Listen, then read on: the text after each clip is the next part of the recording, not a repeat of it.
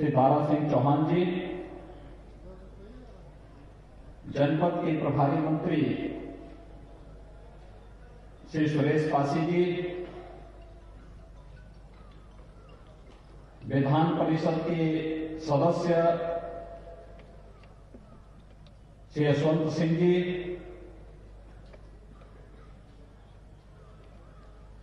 विधानसभा मोहम्मदाबाद गोहना से मान्य सदस्य श्री श्रीराम सोनकर जी, घोसी विधानसभा क्षेत्र से मान्य सदस्य श्री विजय राजभर जी, भारतीय जनता पार्टी के क्षेत्रीय अध्यक्ष डॉक्टर धर्मेंद्र सिंह जी, मऊ के जिलाध्यक्ष प्रवीण कुमार गुप्त जी,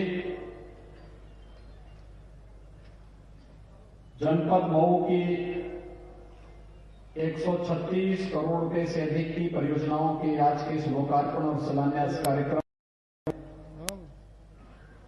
यहां पर उपस्थित जनपद मऊ के सभी उपस्थित भाइयों बहनों, पत्रकार मित्रों, भारत के अंदर राष्ट्रवाद की अलग जगाने वाली इस धरती को कोटि कोटि नमन करते हुए जिस धरती में पंडित श्याम नारायण पांडे ने अपनी अमिट कृति हल्दी घाटी के माध्यम से देश के युवाओं को मातृभूमि के प्रति समर्पित होने की प्रेरणा दी, अनेक स्वतंत्रता संग्राम सेनानियों और स्वतंत्र भारत में भी अनेक लोकप्रिय राजनेताओं को देने वाली इस धरती को आज विकास की ये योजनाएं समर्पित करते हुए मैं अपने जनप्रतिनिधियों को हृदय से बधाई देते हुए आप सबको इस अवसर पर अपनी बधाई देता हूं, अपनी शुभकामनाएं देता हूं। भाइयों बहनों, आप बहुत देर से यहां पर इंतजार कर रहे हैं और मुझे लगता है कि लगभग 3 घंटे से ज्यादा समय से आप सबकी यहां पर उपस्थिति, जिस धैर्य के साथ आप सबने यहां पर इंतजार किया है, मैं इसके लिए आप सबका हृदय से अभिनंदन करता हूं। मैंने प्रयास किया था कि मैं समय पर यहां आऊं, लेकिन संजोग ऐसा रहा कि चाहते हुए भी मौसम की विपरीत स्थितियों में, यहां पे बहुत शानदार धूप है और मैं कल लखनऊ से अयोध्या से रात्रि में ही गोरखपुर आ गया था। गोरखपुर इसलिए आया था कि मऊ के नजदीक है, मैं तत्काल सुबह समय पर यहां पहुंच जाऊंगा और भरपूर समय आपको यहां पर दूंगा। लेकिन सुबह से ही भयंकर कोहरा है और उसके कारण मैं आपके बीच समय पर नहीं आ पाया। इससे पहले भी जब मैं घोसी विधानसभा क्षेत्र के चुनाव के लिए श्री विजय राजभर के प्रचार में यहां आया था, तब भी मुझे लेट हो गया था, लेकिन उस समय भी आप लोगों ने, घोसी के मतदाताओं ने वहां पर देर तक इंतजार किया और श्री विजय राजभर को भारी मतों से विजयी बना करके यहां से भेजा। मैं उन सबका हृदय से धन्यवाद करता हूं, अभिनंदन करता हूं। भाइयों बहनों, विकास शासन की प्राथमिकता है। याद करिए 2014 में जब देश के प्रधानमंत्री के रूप में मोदी जी ने शपथ ग्रहण किया था, तब उन्होंने देश की जनता को एक ही बात कही थी कि हम विकास की योजनाओं का लाभ बिना भेदभाव के हर गरीब तक पहुंचाने का कार्य करेंगे। गरीब के साथ कोई भेदभाव नहीं होने देंगे, न जाति के नाम पर, न मत और मजहब के नाम पर, न क्षेत्र और भाषा के आधार पर। इस देश के अंदर एक नियति बन गई थी चेहरा देखकर के योजनाओं का लाभ देने का, योजनाओं का लाभ चेहरा देखकर के देने की जो दुष्प्रवृत्ति थी, इसी ने इस देश के अंदर गरीबी, इस देश के अंदर बेरोजगारी, इस देश के अंदर अव्यवस्था, इस देश के अंदर अराजकता को जन्म दिया। और आजादी के बाद पहली बार देश के अंदर योजनाओं का लाभ बिना किसी भेदभाव के देने की बात जो प्रारंभ हुई, आज उसका परिणाम है प्रधानमंत्री आवास बिना भेदभाव के हर गरीब को दिया जाता है। स्वच्छ भारत मिशन के अंदर हर गरीब के घर में शौचालय बनता है, विद्युत का कनेक्शन बिना भेदभाव के हर गरीब को मिलता है, रसोई गैस का सिलेंडर हर गरीब को बिना भेदभाव के मिलता है, 5 लाख रुपए की आयुष्मान भारत की सुविधा हर गरीब को बिना भेदभाव के मिलता है। हर व्यक्ति को बिना भेदभाव के शासन की योजनाएं देने का कार्य, न उसकी जाति देखनी है, न उसका मत देखना है, न उसका मजहब देखना है, न उसका क्षेत्र देखना है, न उसकी भाषा देखनी है, क्योंकि हमारे लिए तो देश के अंदर 135 करोड़ की जनता ही हमारा परिवार है और उसके चेहरे पर खुशहाली लाना यही प्रधानमंत्री मोदी जी का संकल्प है। और उसी संकल्प के लिए दिन रात परिश्रम करते हैं, देश की जनता के साथ उनके सुख दुख में खड़े होते हुए दिखाई देते हैं। हमारे लिए भी प्रदेश के अंदर 24 करोड़ की आबादी ही अपना परिवार है और इसके तरह हम तो सोच भी नहीं सकते, इसके इतना कुछ भी नहीं सोचा जा सकता। इस 24 करोड़ जनता के चेहरे पर खुशहाली हो, इनके जीवन में मंगल हो और इन सबको न केवल विकास की योजनाओं के साथ जोड़ना बल्कि प्रत्येक नागरिक को सुरक्षा प्रदान करने का कार्य भी सरकार कर रही है। विकास की योजनाओं को पहुंचाने के साथ साथ, लोक कल्याणकारी योजनाओं को पहुंचाने के साथ साथ विकास की योजनाओं पर भी उनका अधिकार होना चाहिए। सड़क बननी चाहिए, बिजली आनी चाहिए, शुद्ध पेयजल की व्यवस्था होनी चाहिए, बाढ़ से बचाव की व्यवस्था होनी चाहिए, बंद पड़ चुके कल कारखानों को फिर से प्रारंभ होना चाहिए और युवाओं को रोजगार और नौकरी भी मिलनी चाहिए। आप याद करिए 2017 के पहले प्रदेश के अंदर नौकरी भी चेहरा देखकर के दी जाती थी। नौकरी निकलती थी, एक परिवार के लोग झोला लेकर के वसूली के लिए निकल पड़ते थे।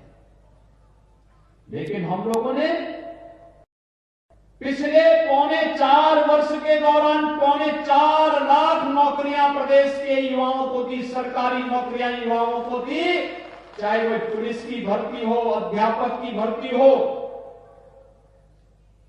शिक्षा विभाग की हो, स्वास्थ्य विभाग की हो, सिंचाई विभाग की हो, लोक निर्माण विभाग की हो, किसी भी विभाग की नौकरी क्यों न रही हो, कोई बेईमानी और भ्रष्टाचार नहीं कर सकता। उत्तर प्रदेश के युवाओं की प्रतिभा और उसकी ऊर्जा के साथ कोई धोखा नहीं कर सकता। कोई धोखा करेगा तो उसकी जगह जेल होगी, जेल, और उसे जेल पहुंचाने का कार्य भी सरकार ने मजबूती के साथ किया है।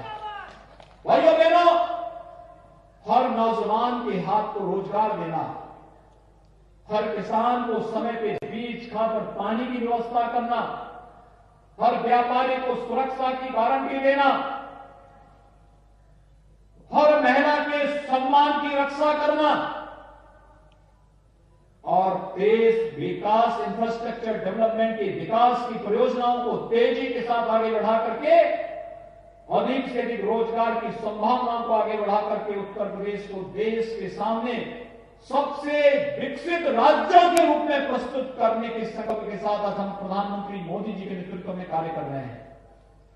आज यही कारण है, जिन लोगों की आदत थी योजनाओं को लटकाने की, वे कार्य नहीं होने देते थे, कोई कार्य नहीं होने देते थे, हर कार्य को लटकाते थे, भटकाते थे, न विकास के कार्य होने देते थे, न आस्था का सम्मान होने देते थे।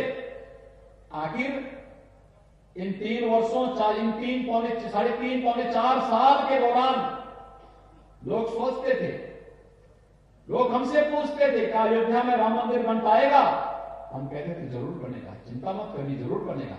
पर भाइयों बहनों, जनता जनार्दन ने अवसर दिया, प्रधानमंत्री के रूप में मोदी जी आए, 500 वर्षों की समस्या का समाधान किया और 5 अगस्त 2020 को अयोध्या में भगवान राम के भव्य मंदिर निर्माण का मार्ग अधिक प्रशस्त हो गया। 500 वर्षों तक जिस कार्य की तमन्ना देश की जनता देखती थी, जिसके लिए वो शहीद हुई थी, अपनी आस्था को प्राप्त करने के लिए जो तमन्ना थी, आज सपना साकार हुआ। कोई सोचता था? विकास की बड़ी बड़ी परियोजनाओं के बारे में भी चर्चाएं होती थी। लोग कहते थे क्या ये होंगे, ये 4 लेन, 6 लेन, इन सड़कों के बारे में लोग कल्पना करते थे। आज हम पूर्वी उत्तर प्रदेश को पूर्वांचल एक्सप्रेसवे के साथ जोड़ रहे हैं। ये पूर्वांचल एक्सप्रेसवे पूर्वी उत्तर प्रदेश के अर्थव्यवस्था की बैकबोन बनने जा रही है, यानी यहां की अर्थव्यवस्था की रीढ़ बनने जा रही है। जो पूर्वी उत्तर प्रदेश आजादी के बाद से अपनी विपन्नता के लिए रो रहा था, आज पूर्वी उत्तर प्रदेश में व्यापक पैमाने पर नए उद्योग लाने और नए सिरे से यहां पर रोजगार की संभावना को आगे बढ़ाने और अपने युवाओं को इस बात की गारंटी देने के लिए हम लोग आए हैं कि यहां का युवा पलायन नहीं करेगा, बल्कि उसके घर और उसके गांव में ही हम लोग उसको रोजगार और नौकरी देने का कार्य करेंगे। ये पूर्वांचल एक्सप्रेसवे इसी उद्देश्य के साथ हम लोग बना रहे हैं। आजमगढ़ में एक नया राज्य विश्वविद्यालय बनाया जा रहा है। ये विश्वविद्यालय आधुनिक शिक्षा का एक नया केंद्र बिंदु बनकर के उभरेगा। आजमगढ़, जिसको लोग पहले डर से नाम भी नहीं लेते थे, लेकिन आज आजमगढ़ में विश्वविद्यालय बन रहा है, एयरपोर्ट बन रहा है। एयरपोर्ट की सुविधा देश और दुनिया के लिए मऊ के लोगों को गोरखपुर और लखनऊ और वाराणसी नहीं जाना पड़ेगा। मुश्किल से 50 किलोमीटर की दूरी पर, 1 घंटे की दूरी पर एयरपोर्ट, और एयरपोर्ट से देश के अंदर कहीं भी जाने की सुविधा आपको केवल आजमगढ़ से प्राप्त हो जाएगी।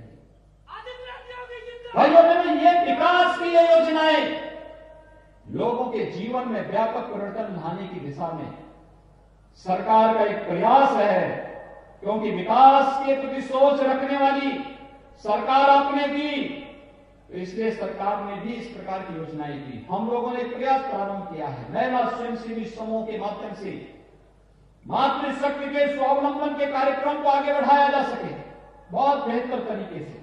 आज आप देख रहे होंगे, अभी 3 दिन पहले हम लोगों ने 97,000 से अधिक महिला स्वयंसेवी समूहों को 400 करोड़ रुपए से अधिक की राशि रिवॉल्विंग फंड के रूप में वितरित की है।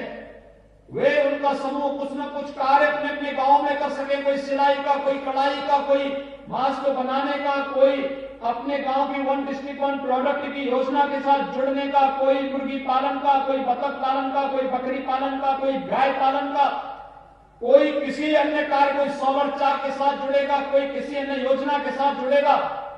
ये सभी कार्य इसी के लिए, क्योंकि अगर एक महिला अपने परिवार में खुशहाल होती है तो पूरा परिवार खुशहाल होता है, और परिवार खुशहाल होता है वह समाज की खुशहाली का मार्ग प्रशस्त करता है। और यही कार्यक्रम आगे बढ़ रहे हैं, और इसीलिए आज हम सब आपके बीच आए हैं आपसे कहने के लिए। सिद्धारा सिंह भी बड़े चिंतित थे पिछले दिनों, बरसात में बाढ़ आई थी, वे परेशान थे, बाढ़ से मऊ के अंदर नुकसान न हो जाए। हमने कहा चिंता न करें, हमने बाढ़ की समस्या का समाधान किया है, न्यूनतम स्तर पर लाए हैं, और देखना 1-2 वर्षों के अंदर में ऐसी स्थिति पैदा कर देंगे, बाढ़ की स्थायी समस्या का समाधान, बाढ़ की समस्या का स्थायी समाधान हम लोग निकाल देंगे। नदियों को ड्रेसिंग करके चैनलाइज करना, व्यवस्थित तरीके से कहीं भी नदियां इधर उधर नहीं जाएंगी, बल्कि एक चैनल उसको देंगे, उस चैनल के माध्यम से नदियां अपना राह बनाएंगी, जनता बाढ़ से बचेंगी, किसी भी प्रकार की कोई अव्यवस्था, अराजकता कहीं भी देखने को नहीं मिलेगी, और एक व्यवस्थित रूप से हम आगे बढ़ाने का कार्य करेंगे।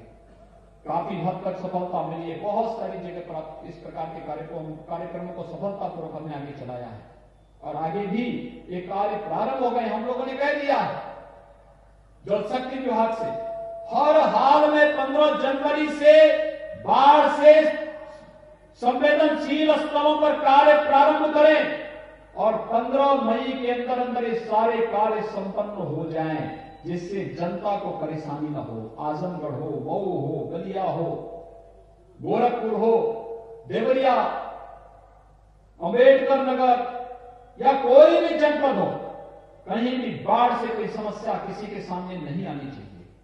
इसके स्थायी समाधान का मार्ग निकलना चाहिए। लेकिन साथ साथ आर्सेनिक और फ्लोराइड से जुड़े हुए क्षेत्रों में शुद्ध पेयजल की आपूर्ति करने के लिए सरकार ने व्यापक कार्य योजना बनाई है। याद करिए, हम लोगों ने बुंदेलखंड और बिंद क्षेत्र में प्रधानमंत्री जी से शिलान्यास करके पेयजल की योजना को आगे बढ़ा दिया है। अब आर्सेनिक और फ्लोराइड से प्रभावित क्षेत्रों में हम शुद्ध पेयजल की आपूर्ति करने जा रहे हैं। इसके लिए व्यापक कार्य योजना बन चुकी है। आने वाले समय में बंद उद्योगों को, जो कपड़ा उद्योग, बहुत सारी जगह कताई मिलें बंद हो रखी हैं, हम लोगों ने व्यापक कार्य योजना बनाने के लिए कहा कि बंद कताई मिलों को चलाने के लिए व्यापक कार्य योजना बनाई जानी चाहिए। इस बार मैं देख रहा था जब कंबल वितरण का कार्य किया जा रहा है, मैंने कहा है प्रशासन से मोटा कंबल दीजिए गरीबों को, जिससे ठंड वास्तव में ठंड से बचाया जा सके, क्योंकि एक गरीब के लिए इससे बचना बहुत महत्वपूर्ण है। और भाइयों बहनों, ये मोटा जो कंबल है, ये मोटा कंबल प्रदेश के ही कंबल कारखानों में बनाया जा रहा है। पिछली सरकारों ने इन्हें बंद कर दिया था, हमने इसे फिर से चलाया है। और आज प्रदेश के कंबल कारखानों में बने हुए कंबल से जब गरीब की ठंड भाग रही है, तो उसका आशीर्वाद भी सरकार को प्राप्त हो रहा है कि देखिए, एक गरीब के ठंड को सरकार ने दूर किया है और उसका लाभ किस रूप में प्राप्त हो रहा है। ये योजनाओं का लाभ और साथ साथ शासन का पैसा अगर सही जगह इस्तेमाल हो जाए तो कोई समस्या ही नहीं आती। समस्या तो तब आती थी जब पिछली सरकारें इन सभी मिलों की जमीनों को बेचने का काम कर रही थी, मिलों को बंद करती थी, नौजवानों को बेरोजगार करती थी, और फिर एक एक करके जब ये कारखाने बंद होते थे, फिर उनकी जमीनों को नीलाम करने का कार्य औने पौने दाम पर करती थी। हमारी सरकार ने मिलों को, जमीनों को बेचने का कार्य नहीं किया। हमारी सरकारों ने बंद चीनी मिलों को बंद यानी बेचने का काम नहीं किया, बल्कि फिर से कोविड-19 के दौरान भी हमने चीनी मिलों को चलाया है। और हम लोगों ने कहा है कि जिनका मामला सुप्रीम कोर्ट में है, वहां से जैसे ही निस्तारण होता है मामला, हम लोग फिर से उन चीनी मिलों के पुनरुद्धार की व्यापक कार्य योजना बनाएंगे। लेकिन जिन चीनी मिलों का विवाद नहीं है, उन चीनी मिलों का पुनरुद्धार की व्यापक कार्य योजना बननी ही चाहिए, क्योंकि ये हमारे किसानों के हितों में है। और भाइयों बहनों, किसानों के लिए तो पिछले 6 वर्षों के दौरान प्रधानमंत्री मोदी जी के नेतृत्व में जितना कार्य हुआ है वो अविस्मरणीय है, अभिनंदनीय है। मैं प्रधानमंत्री मोदी जी का अभिनंदन करता हूं। आज के दिन पर कोई किसान ये नहीं कह सकता है कि प्रधानमंत्री किसान सम्मान निधि से उसको वंचित रखा गया। हर किसान के पास सालाना 6,000 रुपए प्रधानमंत्री किसान सम्मान निधि का देने की व्यवस्था कर दी गई है। 6,000 रुपए सालाना, यानी हर चौथे महीने 2,000 रुपए स्वतः ही किसान के खाते में जा रहे हैं। अभी परसों 25 तारीख को प्रधानमंत्री मोदी जी उत्तर प्रदेश के 2,30,00,000 किसानों के खातों में 1,800 करोड़ रुपए से अधिक की राशि सीधे उनके खातों में भेजने का कार्य करेंगे।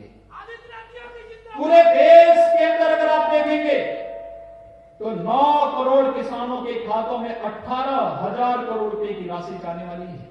इतना बड़ा कार्य भाइयों बहनों पहली बार देश के अंदर हुआ है। किसानों की उपज को खरीदने का मामला हो, गन्ना मूल्य का भुगतान पिछले 3.5 वर्ष के दौरान 1,12,000 करोड़ रुपए से अधिक का गन्ना मूल्य का भुगतान हुआ।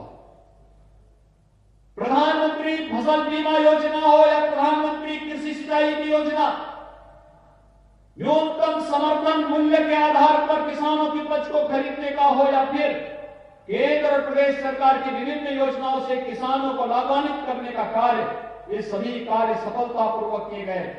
और आज जब किसानों की आमदनी को दुगना करने के क्रम में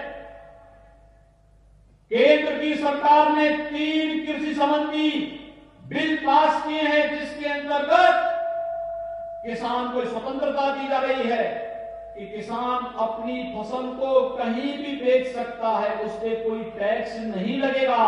तो बहुत सारे लोगों को इसमें बुराई, यानी बहुत सारे लोग इस फैसले का विरोध कर रहे हैं।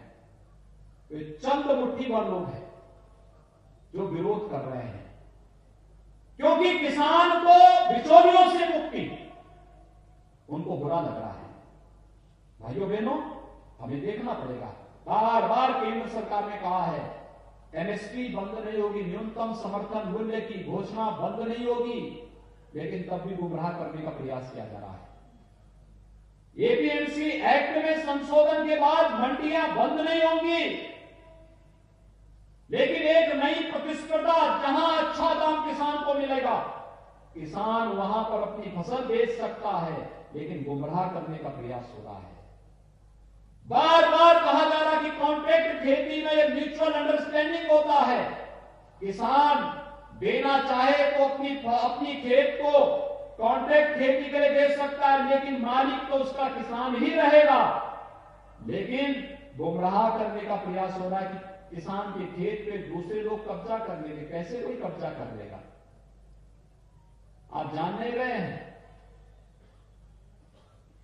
इन लोगों को मालूम ही नहीं है कि कोई माफिया बनकर के जाएगा तो माफिया की क्या दुर्गति होती हुई देख रहे होंगे इस समय।